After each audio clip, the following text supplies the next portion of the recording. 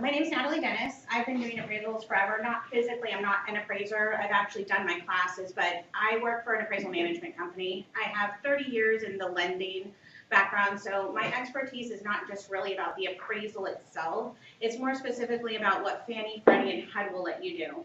So I heard somebody mention something like could be an ADU on their manufactured home, but maybe it's not. So talk to me later because it might actually be an ADU and not just a little guess week because they've softened the definition. I think they all kind of got keen that we were removing the stove, capping the lines, and trying not to call it an ADU. Does that sound familiar? Yes. And so now they've softened it. So now the only two things that you need to be considered in an ADU is exterior access to it, so it can't just only be accessible from the inside, but potable water, which is code for a sink, and then a fully functional bathroom. So they've really dumbed it down to try and catch those ADUs by definition. But that's not why I'm really here today. Today I want to give you guys a heads up. November 2nd, there's a hard deadline. All the appraisal forms that we use today, so you're probably used to hearing 1004, 1025, 1073, right, your form numbers that we're used to. Those are all going bye-bye, and they're moving on to one we refer to as dynamic because the word dynamic means it changes. So we're moving on to one dynamic form. So it's really going to be, I think eventually, probably a good move. Technology's coming over, but in the short term, change is hard, right? People resist change. Our appraisers are an aging population, and the change is going to require some technology use. So Fannie has been actually projecting about 50% of appraisers to just retire. I think that's probably aggressive. I wouldn't be surprised if starting early on, there's probably going to be a segment of appraisers that think they can retire, and then maybe after 3 months, 6 months, they realize they got to get back in the game.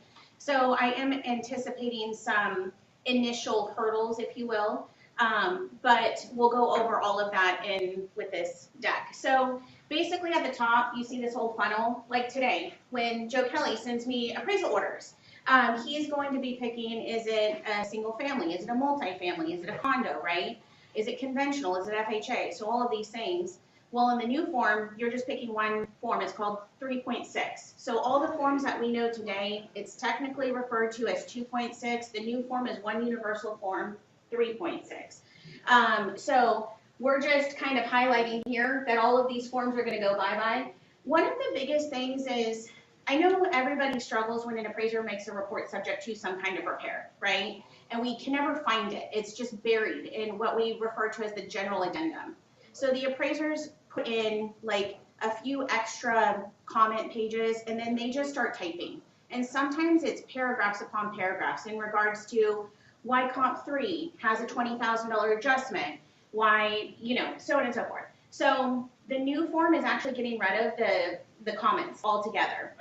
They're replacing it with an additional 250 data fields.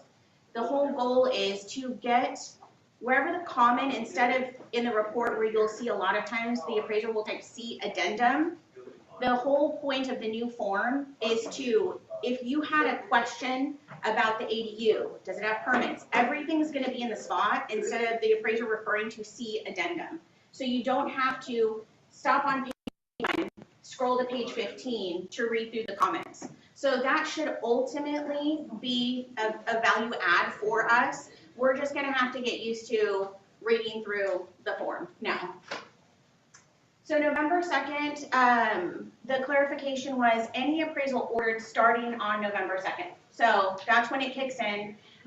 We've got a lot of friends that are up at Fannie, and everyone is saying there is no extension. I think a lot of people, lenders, the only lenders that we are aware of that are actually using the form today or even demoing it is like Wells Fargo and Chase. So a lot of the wholesale lenders like that Joe might work with, they haven't really started to dabble in the 3.6 yet, but we are totally geared up and ready for it.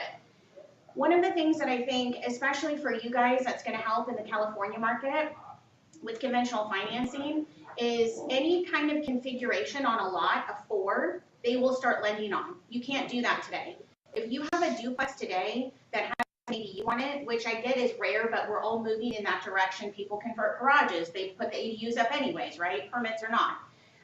Moving forward, the good news is as long as you have 4 of whatever on the lot, Fannie and Freddie are going to start lending on them. The new form actually will specify for each unit. It'll allow the appraiser to comment on construction, everything, specifically about that unit, where right now we just don't have that flexibility with the current forms.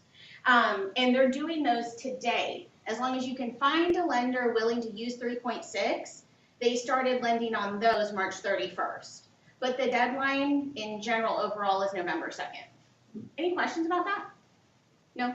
Okay, so in a nutshell, an SFR with up to 3 ADUs, you can get conventional financing on. So that's a good thing. So you're probably used to page 1 and scrolling down to the bottom of page 2 and looking at the tiny little lines and all the boxes mushed together. This is a sample of what the new one's going to look like. You'll see at the top where it says summary, opinion of market value, and right next to it whether it's subject to, as is. And then it highlights also, as you can see, the damages and defects down here. So it's much, much cleaner for you guys to read. It'll be, more simple, so that's good. And this is just, so the top screenshot is all the comments that we're used to seeing today. Just kind of lumped in, lots of typing. But they're bucketing, this is the new form, they're bucketing everything out in super detail here. So if you have any questions or concerns, if you just kind of take your time at first to go through the report, everything should be there. They're changing the way, and I think this is so much more transparent than it is now. So the subject to plans and specs, that's going to be all your new construction, which that's not as easy to see today on today's form, the way that they put their subject to boxes. So any subject to completions per plans and specs, that's going to be your new construction. Then the subject to inspection, that's going to be like when you need a roof repair, a plumber, pest inspection, something that the appraiser doesn't need to certify themselves. They just need another professional to sign off that that issue was taken care of. So this is not, the appraiser has to re-inspect. That's somebody else, the professional in that industry, has to sign off on that. And then this is your just regular subject to repair box, and that would be the appraiser has to go back out. Maybe the double strap water heater wasn't there, so on and so forth, but they're going to go back out, make sure the chipping and peeling paint was corrected, so on and so forth. Does that all make sense? A little bit clearer and easier, I think. This is just a really nice screenshot of the new form, how the appraiser, when they call out things, how much clearer it's going to be. So here they mention that some of the flooring is a little damaged, but they can also clearly state they're not expecting you to do anything. Because on our conventional loans, there's a lot more flexibility, right? But sometimes the underwriters, we go back and forth with them of what the underwriter wants to see versus what the appraiser does. So this, I think, will really help with the underwriting, where the appraiser says, hey, there's a little stained carpeting, but it's not a health and safety issue. I don't need it to be repaired. But the roof is an issue, right? So the appraiser is clearly stating that roof needs to be repaired. All right, are you guys used to looking at the comp grid? Especially if an appraisal comes in short, everybody wants to know, like, why, how did we get here? The good news is the comp grid looks very familiar, but this green highlighted line, they've added that field. And so it's a new label for the appraiser of how much weight they gave each comparable. Sometimes with the market slow, we don't have all the best comps, and we just kind of have to pick what has sold and then work our way back into it with adjustments. It will be nice because here you can tell they used comp 3, but they clearly are stating it really wasn't their favorite comp, so they didn't really give it a lot of weight when they backed into the value. So I think this will really help for transparency so you can understand the appraiser's thought process of the comp selection. All right, everyone knows, you guys talk about square footage. We talk about gross living area, GLA, that's our code. They're relabeling all of that. GLA is gonna go bye-bye. So now you're gonna get 6 different buckets. And this slide looks funky, I gotta fix that. But basically, you're finished above grade standard. And so the issue with that one, the ANSI measuring requirements, they basically set the standard where the goal was some appraisers would measure differently, and that would just make everybody so upset if it was off 100 square feet, right? So the whole goal of ANSI is that the appraisers are supposed to measure exactly the same. That being said, ANSI has set some standard requirements in regards to, like, for example, if your ceiling heights are only 5 feet, we can't count that as living area. So like if you have like a peaked roof, if you have a second home in Tahoe, right, and it's an A-frame, we can count it, but it's not going to be given the same type of square footage credit value as a regular bedroom would be or kitchen, if that makes sense. And then so you're just going to basically have 6 new buckets in regards to anything below grade, how the appraiser has to call it out. There's a couple buckets here, right, due to ceiling heights and things like that, whether it's finished, not finished. Any questions about that? That one gets a little, and that's a big thing for you guys too, I know, because you usually price per square foot or something close to that. So I think that's a big one to highlight, that the appraisers are going to have to shift that. And then we're done. The only other thing I wanted to mention, you guys are probably used to appraisers on like a standard, say 3,000 square foot house, knocking out their inspection in like 15, 20 minutes. They're going to have to inspect with a tablet. Now, it's going to slow them down. They're probably going to take about double on inspection. The good news is that the tablet's actually writing the report for them or helping them. So about 50% of the report's going to be done when they leave the inspection. So just prepare for larger homes, especially for appraisers to just kind of take that extra time, especially if you have acreage and outbuildings and they have to sketch and measure everything. It really could take an hour plus on certain properties. And them learning how to use the tablet is going to slow them down a little bit. The good news is somewhere between report 8 and 10, the appraisers are starting to write them just as fast, if not faster, than the 2.6 form today. So we've got that going for us. I do a lot of just appraisal stuff, so if you guys have any other questions, I don't want to bore you today, and we have lunches waiting for you, but I brought a few printouts on how to avoid an FHA reinspection, things that an appraiser is going to call out. One of the biggest tips I can give you when it comes to an FHA property, if you have wood on the exterior, and it's anything, it could be the casings around the window, it could be an awning, it could be a fence. If there's chipping and peeling paint and or it's not sealed, that's going to get called out by the appraiser. If you have a seller that's unwilling to do any repairs, I would just note in the MLS, like conventional financing only. That kind of thing's not going to get called out for conventional financing, but it is a hard stop for sure for FHA. It's probably one of the biggest things is the exterior chipping, peeling paint. They've gotten a lot more flexible on, like if you have a dripping faucet, not like full-blown leak, but like if you have a dripping faucet, they will overlook some of those things now, a little bit of deferred maintenance. But the exterior wood being exposed, not painted, has really, they've dug their heels in on that. To the extent that appraisers used to be nice and friendly and maybe didn't take that one picture of that one section, well now HUD's been going back and auditing all the photos after closing, and they're finding the appraisers themselves directly.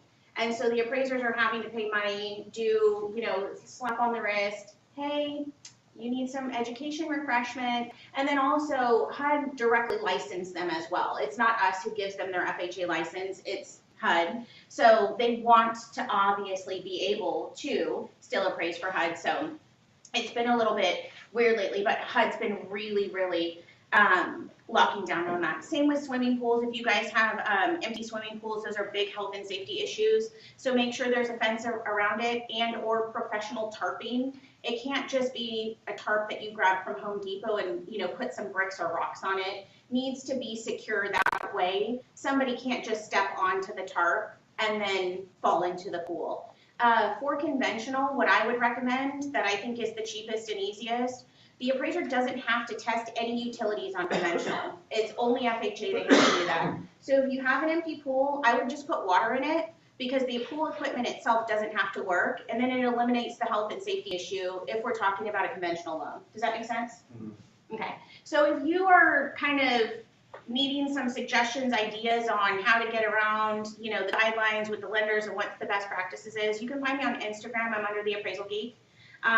Please send me as many questions as you want. I'm at Joe's disposal all the time, so if there's anything that I can do to help you get your listing sold and done, I'm a girl. Yeah, can you go over some of the maybe top 3 or top 5 FHA called out repairs that agents probably should be aware of before they take a listing, Yeah. and they want to go FHA. Mm-hmm. So honestly, it's really sad. Those smoke and carbon detectors, like they're constantly the bane to our existence. On conventional, all the lenders that we work with, if the smoke and carbon are not there, they allow us to state that they're not there in the report, but finish it as is, and their underwriter will clear it with a photo from you. All right, so it's easy. On FHA, there is zero flexibility. They require the appraiser to have their eyes on it.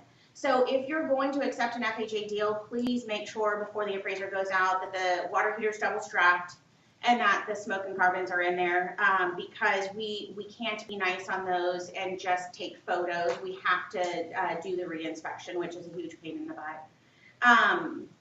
I would also look for, like, if you had a seller who maybe had like a water leak, you could see it in the ceiling and maybe they fixed it, I would either paint it so it looks like it wasn't there, or have your receipts ready on hand that it was fixed, give them to the appraiser at the inspection, and then that way the appraiser's not left to wonder, like, I can't tell if it's active or not, because usually in that situation they would recommend to the underwriter that someone verifies that there's not an active leak, whether it's the roof, some pipes, whatever. So if you see anything that might give the appraiser any kind of concern, I would just handle that before they get out there to do the inspection. And then I'm going to leave these for you guys. This is actually the entire list of, big items that you can avoid on your FHA stuff.